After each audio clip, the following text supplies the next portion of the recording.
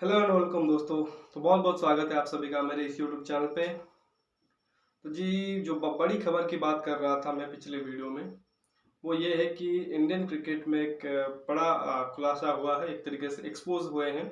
वो है chairman of selector Chetan Sharma ji. उनका एक स्टिंग ऑपरेशन जो कि वो जी न्यूज़ ने किया था, जो हिंदी चैनल है, वो मीडिया हाउस है, उन्होंने किया था स्टिंग ऑपरेशन।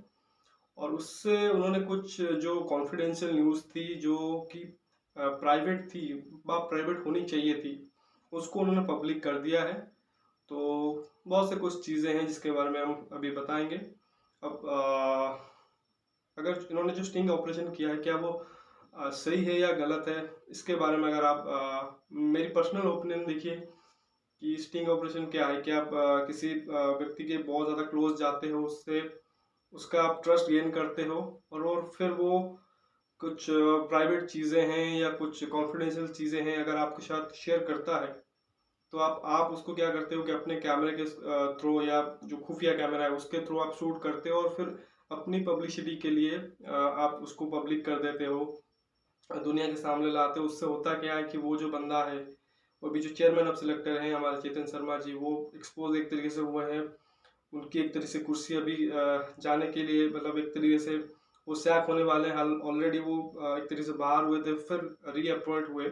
अब दोबारा से ये जो उन्होंने एक तरीके से मतलब काम किया है, उससे देख कर लगता है कि वो अभी उनकी कुर्सी जाने वाली है। इसके अलावा साथ ही जो प्लेयरों के बीच भी जो चीज़ें थी, कि प्लेयरों के बारे में पर्टिकुलर जो चीज़ें थी वो भी बाहर आ गई हैं। तो मतलब और सबसे बड़ी इंपॉर्टेंट चीज़ है, देखिए, जो टाइमिंग है, क्योंकि अब एक most important series border Gavaskar trophy के बीच में हो, और उस दौरान ये जो खबरें आई हैं, तो उम्मीद यही है कि ज़्यादा खिलाड़ियों को इफेक्ट ना करे। बात जो कि वो बोर्ड और सिलेक्टर्स के बीच, या वहीं पे समझ एक तरीके से सुलझा दी जाए, जो भी उनके साथ करना है, मतलब उनके साथ जो भी एक तरीके से स्टेप लेनी है सिलेक्टर के साथ, वो लिया जाए, बाकी बोर्ड इसको संभाल ले। तो बात करेंगे उस डिफरेंट टॉपिक्स के बारे में। हालांकि इंफॉर्मेशन तो हमें इन्हीं वेबसाइट्स या जो मीडिया चैनल्स है उनसे ही मिलती है। बहुत ज़्यादा तो मतलब इन डिटेल जो सटीक खबर है हमारे पास नहीं रहती, लेकिन पूरी खबरों को एक तरीके से जानने के बाद, ये जो खबर है वो कल आई थी, तो मैंने उस पर जो भी मेरी जो एक तरीके से राय है, जो भी मैं उस चीज़ों से समझ पाया, जो भी मतलब बेसिक एक तरीके से आइडिया आया उन चीज़ों से, उसी को शेयर करूँगा।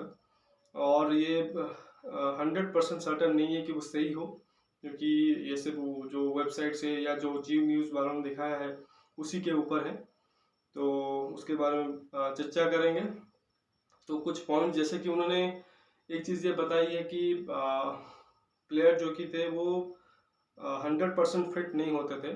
मतलब अभी के सेटअप में जो प्लेयर हैं वो 80 से 85% फिट होते हैं, लेकिन मैचेस फिर भी खेल जाते हैं या मैचेस छोड़ते नहीं हैं। कुछ पेन किलर्स इंजेक्शन लेके वो मैचेस खेल जाते हैं, और उसका रीज़न उन्होंने ये दिया कि टीम में इनसिक्योरिटी है। अब देखो, सबसे पहले जो वहाँ पे एक और जो फैक्टर है, एक और चीज़ जो उठ के आई है, कि जो इंजेक्शन वो लेते हैं वो क्या एंटी डोपिंग होते हैं, इसके बारे में भी सवाल उठ रहा है। उसमें आप देखिए कि जो डोप टेस्ट होता है खिलाड़ियों का, वो बेसिकली जो मेडिसिन या वो जो भी लेते हैं, कुछ अपने इंजेक्शन विजेक्शन जो भी लेते हैं, उसमें क्या ड्रग्स है, उसके लिए अब ड्रग्स पाया जाता है, क्या वो क्योंकि वो गलत है, वो एक तरीके से जुर्म है, तो क्या उसमें ड्रग्स होता है कि नहीं, उस सब चीज़ करने के लिए डोप टेस्ट किए होते हैं। डोप टेस्ट जो कि वो कंडक्ट किया जाता है। इसी के चलते आपको याद होगा पृथ्वी शॉ एक साल बैन हुए थे, क्योंकि वो एक तरीके से डोप टेस्ट उनका आया था, जो कि पॉजिटिव पाए गए थे। इसके अलावा जो हाँ, जो उनका पॉइंट था कि क्या ये एंटी डोपिंग इंजेक्शन जो कि ये वो ले रहे हैं, या एंटी डोपिंग जो मेडिसिन है वो ले रहे हैं, तो बेसिकली देखिए ये गलत चीज़ है, क्योंकि ऐसा कुछ नहीं है। क्योंकि अगर हम जनरली भी देखें, बहुत से खिलाड़ी हैं जो एथलीट्स हैं, वो कुछ ना कुछ मेडिसिन या इंजेक्शन फिजेक्शन लेते रहते हैं। ऑब्वियसली अगर बहुत ज़्यादा बड़ी इंजरी ना हो, छोटी मोटी इंजरी हो, तो उसको एक तरीके से हील करने के लिए, तो ऐसे में उतना कोई गलत नहीं है। लेकिन जिसको उस तरह से दिखाया गया है कि जैसे डोपिंग से एसोसिएट करके इसको दिखाया गया है, तो लेकिन जो इसको उठाने का जो इस मेडिसिन या जो एंटी डोपिंग एक तरीके से मेडिसिन होती है उसको उठाने का जो मेन मतलब उसका जो मेन पॉइंट था कि खिलाड़ी को इनसिक्योरिटी लगती है कि अगर मैं सपोज कि कुछ मैचेस मिस कर जाऊं छोटी मोटी इंजरी के चलते या किसी इंजरी के चलते मैं अगर फिट नहीं रहूं, टीम से बाहर होता हूं, फिर क्या होगा कि मेरे जगह पे कोई और आ जाएगा। अब देखो इंडियन क्रिकेट क्या है, 140 करोड़ की देश की आबादी है, बहुत से लाखों क्रिकेटर इंडियन क्रिकेट में खेलने के लिए सपने लेके आते हैं, बहुत से खिलाड़ी आके खेलते भी। और जो हमारी अभी सिचुएशन है आईपीएल के वजह से भी आप देखो कि 50-60 एक तरीके से क्रिकेटर जो कि वो प्लेयर पुल जो कि वो बन गई है। और आप वैसे सिचुएशन पे हो देखिए कि जिसमें आप at a time 3 different venues पे 3 अलग अलग फॉर्मेट के 3 टीम फॉर्मेशन कर सकते हो और तीनों टीमें इंटरनेशनल स्टैंडर्ड की होंगी। अभी इस समय सिचुएशन इंडिया के पास यही है। हाँ, वो कितने स्ट्रॉन्ग टीमें होंगी वो अलग चीज़ है, लेकिन ये है कि आप 3 अलग अलग टीमें जो कि वो फॉर्मेशन कर सकते हो। उसका सिंपल आप देखो कि जो आउटकम ये है कि वन स्पॉट के लिए आपके पास 3-4 खिलाड़ी एक तरीके से अवेलेबल रहते हैं। ऑप्शन आपके पास रहता है कि आप किसी को भी खिलाड़ी खिला सकते हो।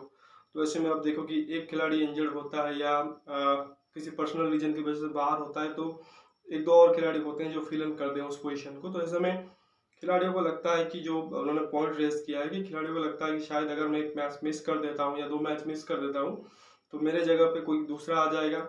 और उन्होंने रेफरेंस भी दिया कि अभी देखो ईशान किशन ने 200 मार दिया, तो उसमें दबाव में एक तरीके से आप देखो कि शिखर धवन आ गए, शिखर धवन वनडे टीम से ड्रॉप हो गए। फिर वही जो प्रेशर है वो संजू सैमसन के ऊपर भी आ गया, उनको मौका नहीं मिला। तो ये चीज़ें होती है। उन्होंने संजू सैमसन के बारे में कहा कि संजू सैमसन को अगर हम स्क्वाड में पिक नहीं करते हैं तो बहुत ज़्यादा लोग सोशल मीडिया में हमें टारगेट करते हैं। तो ये जो चीज़ें उन्होंने एक तरीके से बताई, तो बेसिकली वो चीज़ प्रॉब्लम तो है क्योंकि ये प्रॉब्लम ऑफ प्लेंटी है, लेकिन शायद ये चीज़ें ऐसी थी जो कि शायद आपको बोलनी नहीं चाहिए थी पब्लिकली। दूसरी चीज़ जो उन्होंने एक और बताई कि प्लेयर उनसे कांटेक्ट करते हैं, उनके घर पे भी जाते हैं। तो बेसिकली इसको 2 तरीके से समझा जा सकता है। एक तो नॉर्मल है कि आप चेयरमैन ऑफ सिलेक्शन कमेटी हो, तो ऑब्वियसली आपको कैप्टन फ़ोन करता है या कोई खिलाड़ी अगर फ़ोन करता है तो वो अपने एक तरीके से अपने बारे में जानने की कोशिश करेगा कि अपने फ्यूचर के बारे में जानने की कोशिश करेगा। या सपोज कप्तान फ़ोन कर रहा है, रोहित शर्मा अगर फ़ोन कर रहे हैं तो वो जानने की कोशिश करेंगे टीम सिलेक्शन के बारे में, क्या किस तरह से टीम एक तरीके से बन रही है।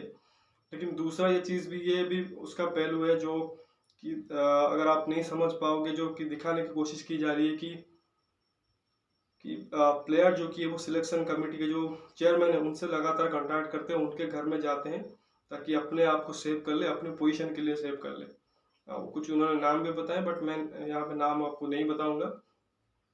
बाकी एक और चीज़ पे उन्होंने बताई, वो थी विराट कोहली और सौरव गांगुली के केस को लेके, जो पिछले साल बहुत चला था जब विराट कोहली की कैप्टनसी गई थी। तो उसमें बहुत विवाद हुआ था कि दोनों के बीच बहुत ज़्यादा एक तरीके से मतलब उन दोनों के बीच पड़ती नहीं है कि एक बोर्ड प्रेसिडेंट है, एक दूसरा टीम का कैप्टन है, उनमें एक तरीके से ईगो क्लास थी। तो ऑब्वियसली लोगों का काफ़ी लोगों का अजम्पशन ये था कि विराट कोहली गलत है, काफ़ी लोग ये मान रहे थे कि सौरव गांगुली गलत है।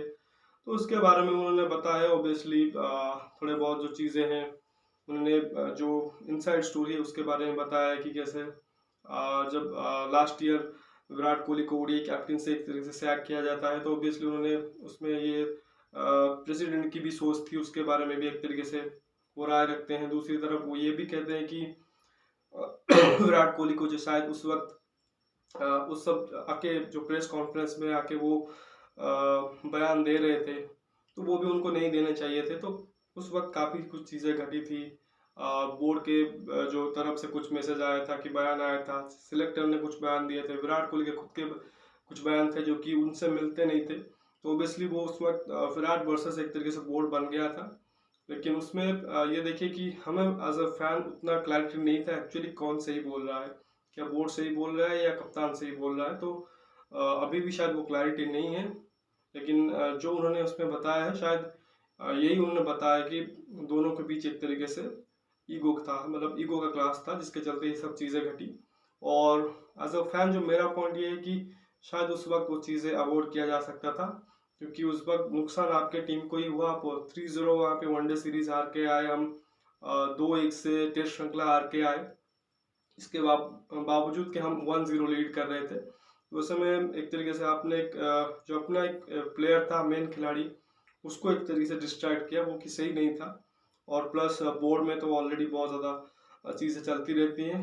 और इसमें यही मेरा जो पॉइंट यही है कि अभी भी हमें सच्चाई नहीं पता है, लेकिन अच्छी चीज़ जो इससे ये हुई है कि विराट कोहली जो कि वो फॉर्म में आ गए हैं, वो अच्छा कर रहे हैं, वो ज़्यादा ज़रूरी है। बाकी वो चीज़ें हैं वो मैटर नहीं करती है हमारे लिए। हमारा क्रिकेट मैटर करती है, उनका अच्छा खेलना, अच्छा परफॉर्म करना, वो मैटर करता है। जो चौथी चीज़ निकल के आई है, और जो शायद सबसे अच्छी चीज़ लगी इस जो पूरे के पूरा मतलब विवादों से भरा एक तरीके से स्टिंग ऑपरेशन था, उसमें ये कि पिछले साल तक की खबर तक मतलब जो चल रही थी कि विराट कोहली और रोहित शर्मा के बीच एक तरीके से रिफ्ट है, दोनों के बीच पड़ती नहीं है। और तो ऐसे में उन्होंने क्लियर किया है कि ऐसा नहीं है, दोनों में बहुत ही ज़्यादा एक तरीके से बॉन्डिंग अच्छी है, और इनफैक्ट दोनों एक दूसरे को बहुत सपोर्ट भी करते हैं। स्पेशली उन्होंने कहा कि विराट कोहली जब आउट ऑफ फॉर्म थे, रोहित शर्मा ने बहुत ज़्यादा उनको सपोर्ट किया है।